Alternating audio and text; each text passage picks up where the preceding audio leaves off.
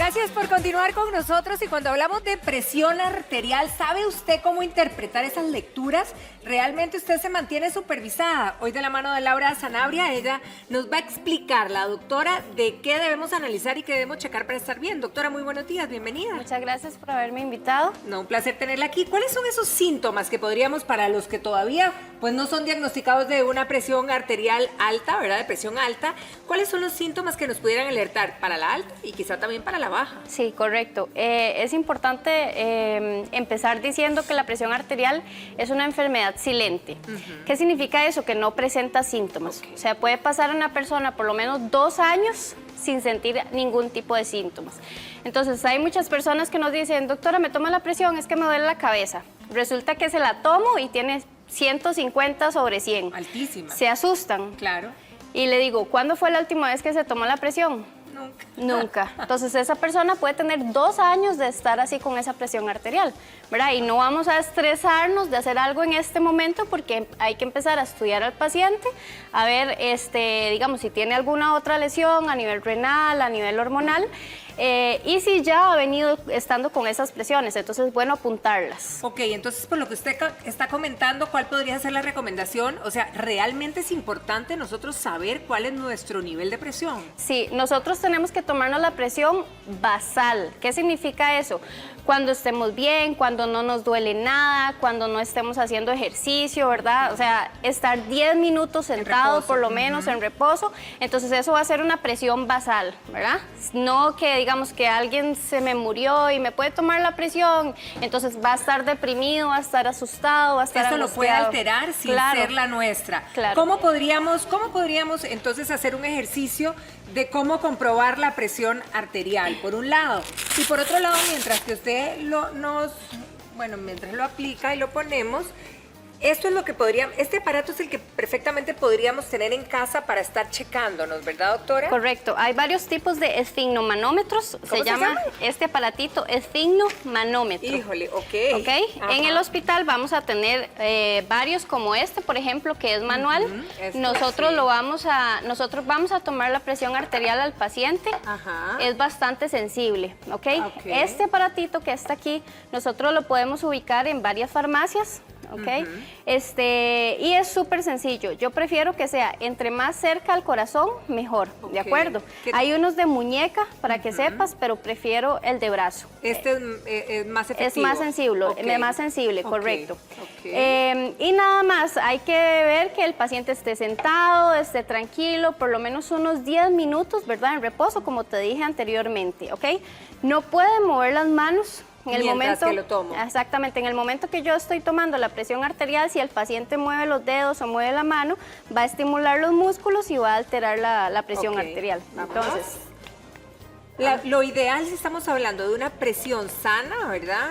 ¿Cuál es el promedio? Ok, no hables un toquecito y yo sigo hablando. La presión arterial normal es de 120/80. Eso es lo ideal, eso es lo perfecto, nadie va a estar con esa presión arterial.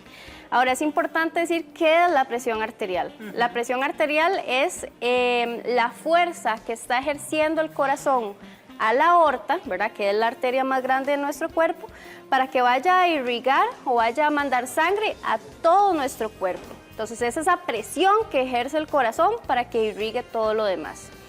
Entonces, esto es importante decir.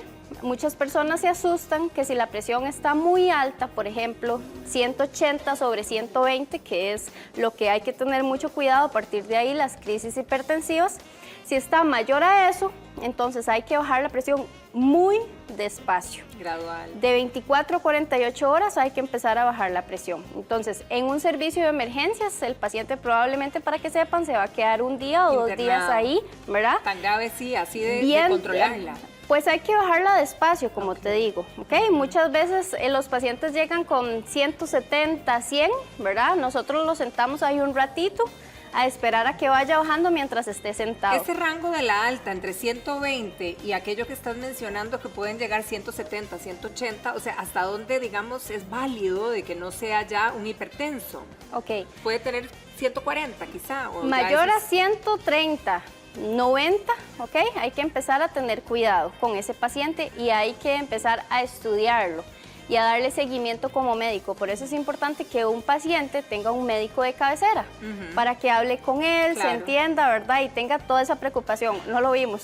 ¿Quieres que lo ponga otra vez? Dale. Ok, entonces mientras tanto explícame, ok, lo de la baja entonces. Ajá. Un paciente puede tener una presión arterial baja, por ejemplo, cuando tiene diarrea, ¿ok? Que se baja la presión arterial por hipovolemia. Un paciente, digamos, en shock, ¿ok? Que tenga alguna lesión y que el corazoncito ya no pueda brindar las demandas necesarias. Entonces, menor de 90-60 hay que tener cuidado. Sistólica 90, que es la alta, diastólica 60, que es la baja, ¿ok? Pero digamos, si usted me dice que hay un paciente encamado, que no se mueve, que es súper delgado, es normal encontrar una presión 80-50, que la hemos encontrado, y no es necesariamente que el paciente esté mal. 127 sobre 79, ¿ok? Está perfecta en este momento. Okay. Cumpliste los requisitos, estás sentada, estás en reposo, no te moviste, mientras que lo hacía. Este aparatito está nuevo. Okay. Hay que recordar que si se compran este aparato, hay que preguntar en la farmacia si ellos lo calibran cada 6 meses o cada año. Importante. Importantísimo, Okay. porque hay personas que lo tienen durante 3, 4, 5 años y nunca lo llegan a calibrar. Cierto. Ok, entonces aquí la recomendación y lo que cabe reflexionar es que hay que medirnos la presión, el que desconoce o la que desconoce en este momento cuál es su presión, hacerlo y darle un seguimiento. Correcto. ¿Cada cuánto para tenerlo claro? Por lo menos una vez al año. Ok. Debemos escribir la presión arterial en un papel por lo menos durante 15 días y llevárselo al médico para que él vea. Papelitos hablan, ¿verdad? Si yo le digo, Doc, es que tengo la presión altísima, ajá, ¿en cuánto? Entonces, mejor apuntarlas. ¿De acuerdo? Perfecto. Laura, muchísimas gracias. Para Como servirles. siempre, un placer tenerte aquí. Con mucho gusto, Feliz muchas día. gracias. Bien, nos vamos para el jardín, 9:14. Gracias por acompañarnos, Ítalo.